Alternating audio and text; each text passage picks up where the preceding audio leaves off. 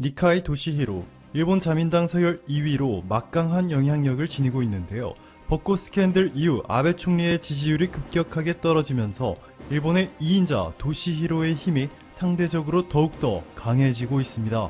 2인자의 권한은 상당한데요. 우선적으로 아베 총리가 속한 자민당의 당 운영권은 물론이고 선거 대책의 총괄까지 맡고 있습니다. 일본에서 명문 사립대인 주오대학의 법학부 정치학과를 졸업한 그는 8번 연속으로 의원 선거에서 당선될 만큼 일본 내 지지층이 두텁고 아베 총리가 일본의 최장수 총리로 등극할 수 있도록 앞장서서 큰 역할을 한 인물이죠. 니카이 도시히로의 그동안 발언들도 역시나 아베의 오른팔다웠습니다. 한국이 부산에 있는 일본 영사관 앞에 위안부 소녀상을 설치한 것에 대해서 한국은 논의하기 귀찮은 나라 라면서 10억엔을 받아놓고 이렇게 나오는 것이 이상하다 라는 아베의 오른팔스러운 막말을 내뱉었죠. 일본이 한국에 수출 규제를 한 이후에도 니카이 도시히로가 한국을 대하는 태도는 그야말로 막장이었습니다. 일본과 수출 규제에 대해 논의하기 위해서 한국에서 무려 10명의 국회의원이 일본을 방문하였고 사전에 니카이 도시히로 자민당 간사장과 만나기로 약속을 하였는데요. 도시히로가 갑자기 약속을 연기하더니 얼마 지나지 않아 약속을 전격 취소해 버렸습니다. 이미 한국 10명의 국회의원들이 일본에 도착했는데 말이죠. 국제관례상 예의를 완전히 무시해버린 것인데요. 이렇게 무례함의 끝판왕처럼 보였던 일본의 2인자 니카이 도시히로가 최근 태도를 완전히 바꾸기 시작하였습니다. 요미우리 신문의 보도에 따르면 니카이는 일본은 더 어른이 되어야 한다. 한국의 말도 잘 들어야 하고 일본이 손을 내밀어 양보할 건 해야 한다. 라 발언하는가 하면 최근에는 일본을 찾은 강창일 한일의원연맹 회장을 만나 한국과 일본의 관계를 빠르게 되돌려야 할 필요가 있다면서 이번 여름에 일본의 국회가 폐회한 후에 1000명을 데리고 한국을 방문할 것이라 전했습니다. 또한 이 자리에서 한국과 일본의 변호사들이 제안한 한일 공동협의체 창설에 대해서도 논의한 것으로 알려졌는데요. 니카이 간사장은 아베 총리가 한국과 일본의 관계를 풀 의지가 있다고까지 답한 것으로 전해졌습니다. 자, 그런데 일본의 2인자 니카이가 1000명의 방한단을 구성해 한국을 방문하겠다는 시점을 보면 의도가 상당히 의심스럽습니다.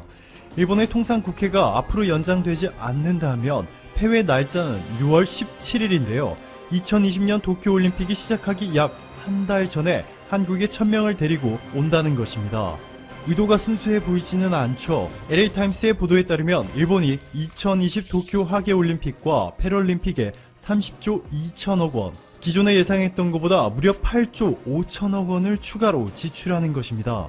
이렇게 일본이 올림픽에 심혈을 기울이고 있는 가운데 호주의 유명 방송 60 Minutes Australia에서 2020 도쿄올림픽은 지금 당장 취소되어야 한다. 매우 위험하다.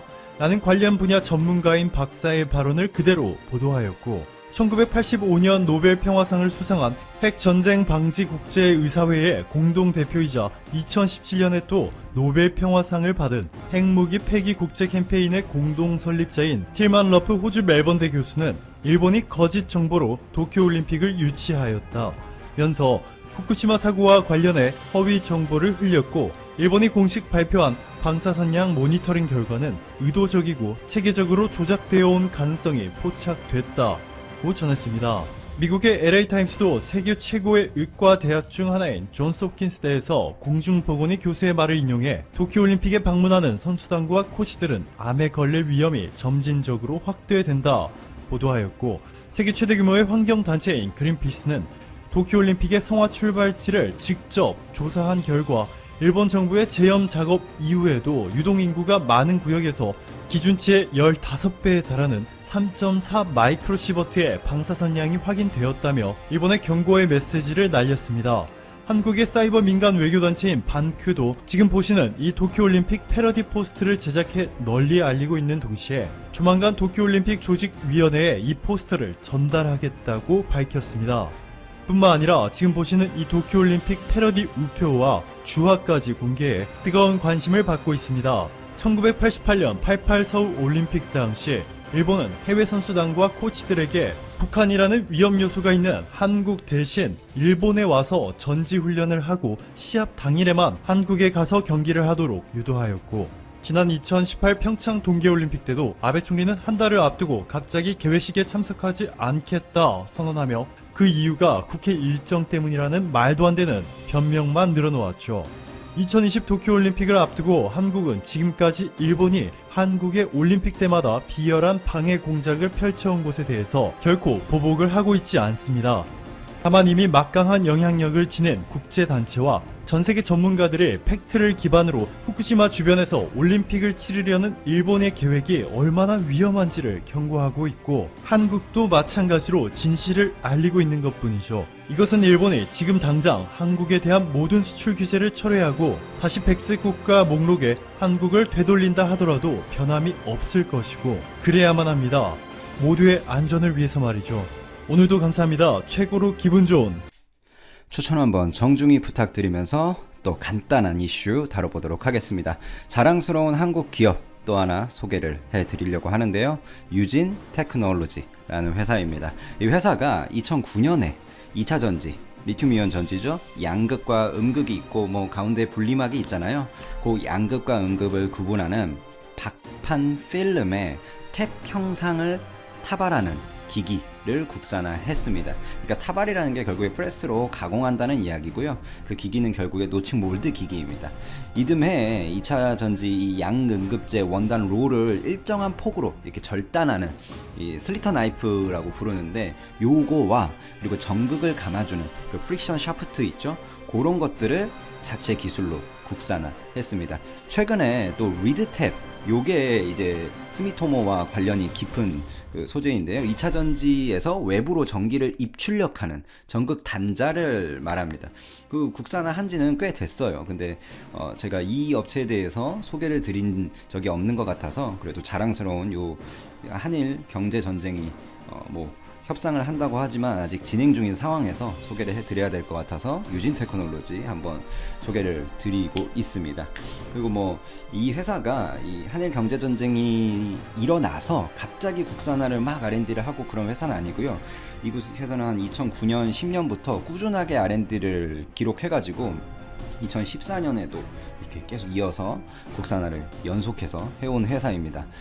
이 회사의 연구 R&D가 매출 대비 11%나 되고 이거 굉장히 높은 수준입니다. 그리고 이 올해에 특허를 등록한 2차 전지 관련 기술도 무려 4건이나 되고요. 그래서 올해 4개 적어놨는데 훨씬 많아요. 2000년대 초부터 하면 뭐 10개가 넘는 수준입니다. 일본 스미토모가 전세계 리드팁 시장의 80% 정도를 작년 기준으로 차지를 했었는데 점유율이 계속해서 하향세를 겪고 있고 이 유진 테크놀로지라는 회사는 LG화학이나 뭐 삼성 SDI, SK이노베이션, 소위 우리나라 배터리 3사에 계속해서 공급을 하고 있는 검증된 국산화 회사입니다. 그래서 계속해서 스미토모 같은 전기차 배터리 이 소재나 장비 같은 거 만드는 회사들을 빨아먹고 있는 그 파일을 가져오고 있는 회사다. 이렇게 보시면 될 것 같아요. 이 회사의 규모가 아직 뭐 대기업이나 뭐 이런 수준 높은 아주 큰 규모의 회사는 아니라서 스미토모 같은 기업을 당장 따라잡거나 뭐 전 세계 점유율을 막 과반을 차지하거나 이런 이야기는 절대 아니지만 분명 점차 스미토모는 이 분야에서 하향세를 타고 있고 유진테크는 뭐 회사 기준으로 봐도 연 한 35% 정도의 연평균 매출 증가율을 보여주는 주목할 만한 회사임이 분명하다. 요 정도 정리하면서 마무리하도록 하도록 하겠습니다. 간단한 이슈라서 짧게 정리를 했어요. 감사합니다. 일 정부는 8일 오전 0시를 기해 대도시를 중심으로 긴급사태를 발령했습니다. 한 달간 유지됩니다. 이 기간 동안 해당 지자체장들은 좀 더 적극적인 대응책을 강구할 수 있습니다. 7일 저녁 일 총리는 기자회견을 열어서 이번 선포의 배경에 대해 설명했습니다. 이때 한국을 공식적으로 언급하며 부러움을 감추지 않았습니다. 교토통신과 NHK 등 유력 언론들은 일 총리가 이렇게 말했다고 보도했습니다. 한국과 중국은 숫자는 많지만 속도를 상당히 떨어뜨렸습니다. 우리도 그들처럼 속도를 늦추고 싶습니다. 현재 일현지의 상승세는 매우 가파릅니다. 순식간에 5,000명을 돌파했죠. 총리는 이어서 이렇게 말했습니다. 국민 생활에 심각한 영향을 미치면서 더 이상 지체할 시간이 없다는 결론에 이르렀습니다. 어떻게든 늘어나지 않도록 하는 것이 중요합니다. 현재 일측은 호텔과 올림픽 관련 시설을 모두 병상으로 활용하고 있습니다. 우리의 노력에도 불구하고 대도시에는 병상이 한계에 가까워지고 있습니다. 의료진도 육체적 정신적으로 지치면서 현장의 위기에 처했습니다. 총리는 결국 자신들의 상황이 좋지 않다는 걸 공식적으로 인정했습니다. 총리는 한국에서 개발된 드라이브 스루 형식의 검사 방식도 적극 도입을 검토하겠다고 밝혔습니다. 결국 일본도 한국의 모델을 따를 수밖에 없게 되었네요. 일 언론들은 총리가 지난 7일 TV 도쿄 방송에 출연해 해당 발언을 했다며 대대적으로 보도했습니다. 방송에서 진행자는 이렇게 물었습니다. 현재 한국에서 채용되고 있는 승차한 채로 검체 채취를 검토할 생각이 있으신가요? 일 총리는 한치의 고민도 없이 이렇게 답했습니다.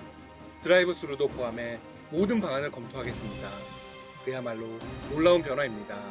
지난 16일 후생 노동성의 고위 당국자는 한국 언론과의 인터뷰에서 이렇게 말했죠. 한국의 드라이브 스루 방식은 정확도가 낮습니다. 도입할 계획이 전혀 없습니다. 이에 한국의 질본 측에서는 곧바로 공식적인 답변을 해주었습니다. 정확성과 무관한 최치의 한 방법론일 뿐입니다. 현지에서는 받아들여야 한다는 주장이 계속되었죠. 그러자 후생 노동상은 해당 방식을 부정한 것은 절대로 아니라고 해명했습니다. 정부 차원에서의 도입은 처음이지만 니가타시와 나고야시는 이미 드라이브 스루를 채택한 지 꽤 되었습니다. 여기서 끝이 아닙니다. 한국의 한 기업이 진단키트 생산업체 솔젠트와 일본 독점 판매권 계약을 맺었다는 소식이 전해졌습니다. 일 현지로 진단키트를 수출할 수 있는 상황이 된 것이죠. 이에 대해서는 수출 여부를 두고 찬반 논란이 뜨겁습니다. 일과는 거래하지 말자는 거죠. 하지만 실제로 확정이 된 것은 아니라고 합니다. 다만 일 현지에서는 한국 키트를 원하는 분위기가 감지되고 있습니다. 계약을 맺은 것 자체가 그 증거죠. 아울러 일 총리는 하루에 2만 건 이상까지 올리겠다고 말했습니다. 의사가 필요하다고 판단한 사람들은 모두 받을 수 있도록 하겠다고 강조했습니다. 후생 노동성 홈페이지에 따르면 지난 5일 기준 일 현지의 건수는 8만 건 내외에 그쳤습니다. 다른 나라들에 비해서 턱없이 부족합니다. 앞으로의 상황도 닥터시사TV가 계속 전해드리겠습니다. 시청해주셔서 감사합니다. 구독과 좋아요 부탁드립니다.